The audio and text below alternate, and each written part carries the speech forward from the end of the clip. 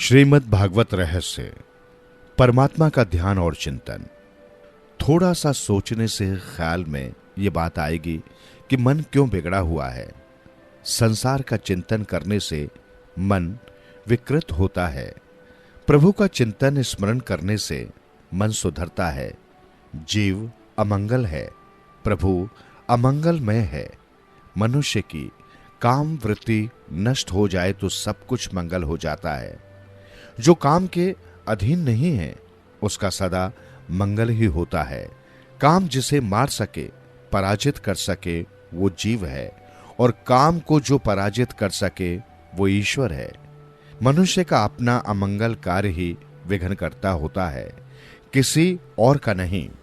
प्रत्येक कार्य का आरंभ मंगलाचरण से करो। भागवत में 3 मंगलाचरण हैं।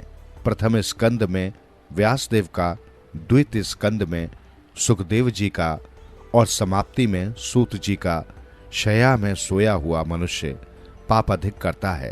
प्रभात के समय मंगलाचरण करो, मध्याह्न में मंगलाचरण करो और रात में सोने से पहले मंगलाचरण करो।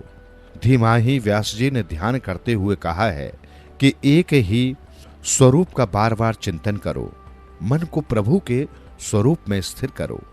एक ही स्वरूप का बार बार चिंतन करने से मन शुद्ध होता है। परमात्मा के किसी भी स्वरूप को इष्ट मानकर उसका ध्यान करो। ध्यान का अर्थ है मानस दर्शन। राम, कृष्ण, शिव या किसी भी स्वरूप का ध्यान करो। सर्वश्रेष्ठ सत्य स्वरूप प्रभु का ध्यान करता है।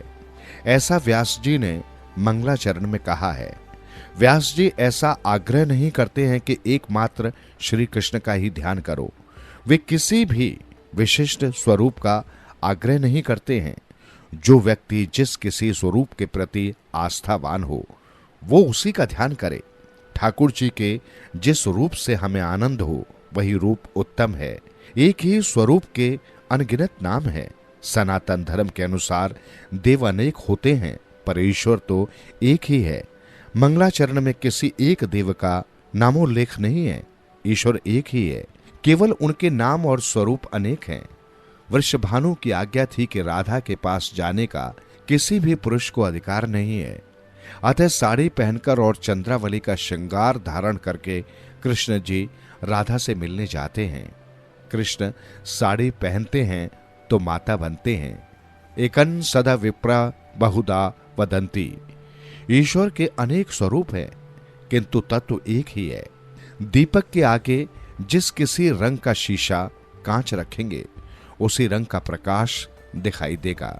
हर किसी देव का पूजन करो किंतु ध्यान तो एक ईश्वर का ही करो।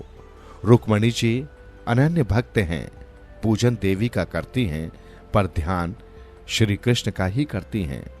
वंदन हर किसी देव का करो किंतु ध्यान तो किसी एक देव का करो। जिस किसी रूप में आस्था और रुचि हो उसी रूप का ध्यान करो।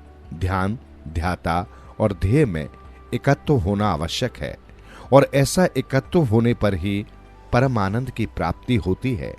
ध्यान के समय किसी और का चिंतन मत करो, किसी चेतन का ध्यान करो, जड़ का नहीं।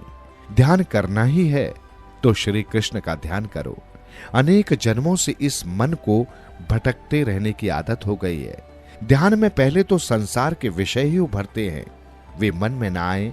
ऐसा करने के लिए ध्यान करते समय परमात्मा के नाम का बार बार चिंतन करो जिससे मन स्थिर हो सके। उच्च स्वर से कीर्तन करो।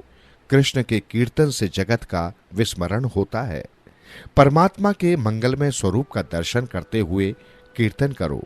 वाणी कीर्तन करो और आंखें दर्शन करे तो मन शुद्ध और पवित्र होता है। परमात्मा का ध्यान करने से मन शुद्ध होता है। दान या स्नान आदि से मन की शुद्धि नहीं होती। संसार का चिंतन करते रहने से विकृत हुआ मन ईश्वर के सतत चिंतन किए बिना शुद्ध नहीं होगा।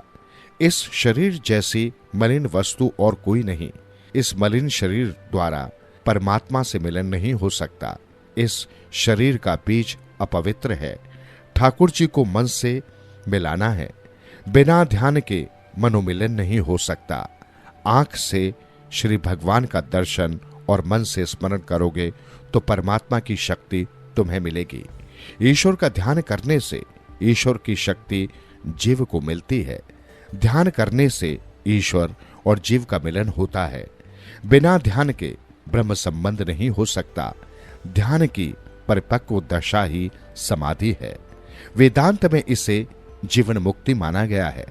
समाधि यदि दीर्घ समय तक रहे तो ज्ञानियों को जीते जी मुक्ति का आनंद मिलता है।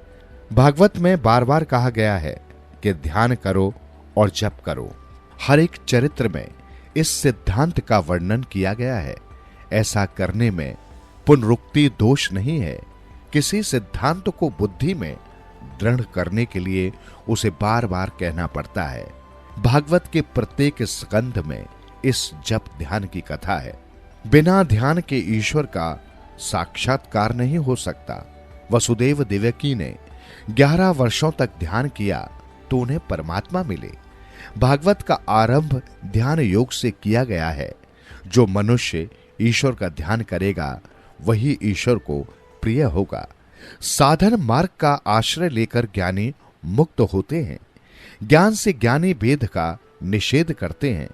ज्ञान मार्ग का लक्ष्य है ज्ञान से वेद को दूर करना, भक्ति से भेद को दूर करना। भक्ति मार्ग का लक्ष्य है। ध्येय एक ही है। अतः भागवत का अर्थ ज्ञान परक और भक्ति परक हो सकता है। मार्ग और साधन भिन्न भिन्न हैं, किंतु ध्येय तो एक ही है। इसलिए सगुण और निर्गुण दोनों की आवश्यकता है। वैसे तो ईश्वर अरूप है, किंतु जिस रूप की भावना से वैष्णवजन तन्मय होते हैं वैसा स्वरूप भी ईश्वर धारण करते हैं। सगुण और निर्गुण दोनों ही स्वरूपों का भागवत में निरूपण है। निर्गुण रूप से प्रभु सर्वत्र हैं और सगुण रूप से श्री कृष्ण गोलोक में विराजते हैं। इष्ट देव में पूर्णतः विश्वास रखकर ऐसा विश्वास रखो कि जगत के जड़ और चेतन सभी पदार्थों में प्रभु का वास है। मंगलाचरण का सगुण और निर्गुण परक दोनों तरह से अर्थ हो सकता है। क्रिया और लीला में अंतर है। प्रभु जो करे वो लीला और जीव जो करे वो क्रिया। क्रिया बंधन रूप है। कारण है कि उनके साथ कर्ता की आसक्ति, स्वार्थ और अहंकार का संबंध होता है। ईश्वर की लीला बंधन से मुक्त कराती है, क्योंकि ईश्वर को स्वार्थ और अभिमान छू नहीं सकते। जिस कार्य में कृतक का अभिमान होता है वो लीला है। केवल जीवों को परमानंद का दान करने के लिए प्रभु लीला करते हैं। यही कारण है कि मक्खन चोरी, रास आदि सभी को व्यास जी लीला कहते हैं। श्री कृष्ण जी मक्खन की चोरी तो करते हैं, किंतु अपने लिए नहीं, मित्रों के लिए। व्यास जी ब्रह्म सूत्र में लिखते हैं, लोकवतु लीला केवल्यम। दैवीय जीवों का कल्याण करने के लिए ही भगवान लौकिक जीवन जैसी लीला करते हैं। जगत की उत्पत्ति लीला है, स्थिति लीला है और विनाश भी लीला है। विनाश में भी आनंद है। सबका दृष्टा मैं हूं। मैं का नाश नहीं होता। अहम मैं का विनाश न हो, उसे भी ज्ञानी पुरुष लीला ही कहते हैं। मैं भी ईश्वर का अंश हूं, किंतु ये मैं अहंकार नहीं बनना चाहिए। कृष्ण गांधारी से मिलने गए तो गांधारी ने उन्हें शाप दिया कि तुम्हारे वंश में भी कोई नहीं रहेगा, क्योंकि तुमने मेरे वंश में किसी एक को भी रहने नहीं दिया है। परंतु कृष्ण इसमें भी आनंदित हैं। वे कहते हैं कि माताजी, मैं भी यही सोचता था कि इन सब का विनाश कैसे करूं। ठीक ही हुआ कि आपने शाप दिया। शांताकरम भुज गया शरणम। यदि सर पर शयन करना पड़े तो भी परमात्मा को शांति ही मिलती है। लोगों को शैया और पलंग मिले तो भी शांति नहीं मिलती। श्री कृष्ण की शांति कैसी है? लय भी भगवान की लीला है। जीव की उत्पत्ति और स्थिति भाती है, परंतु लय नहीं। ब्रह्मा जी को देवदत्त का ज्ञान देने वाले और जगत की उत्पत्ति, स्थिति, संहार के कारणभूत श्री परमात्मा का हम ध्यान करते हैं। आदि कवि ब्रह्मा को जिस दिव्य ज्ञान का दान किया उसका वर्णन हम करते हैं। भगवान के ध्यान में तन्मयता न होगी तो संसार का ध्यान होता रहेगा। उसे छोड़ने का प्रयत्न करो। ध्यान के आरंभ में दिखाई देगा। प्रत्येक साधक को ऐसा ही अनुभव होता है। ईश्वर का ध्यान न हो सके तो कुछ आपत्ति नहीं है, किंतु संसार का, नर नारी का, धन संपत्ति का ध्यान नहीं होना चाहिए। दर्शन करने के बाद भी ध्यान की आवश्यकता है। मंदिर के चौके पर बैठने की प्रथा का कारण भगवान का ध्यान है, सांसारिक बातचीत नहीं। मंदिर में जिस स्वरूप का दर्शन किया हो उसी का ध्यान और चिंतन चौके पर बैठकर करें। आरंभ में व्यास जी ध्यान करने की आज्ञा देते हैं।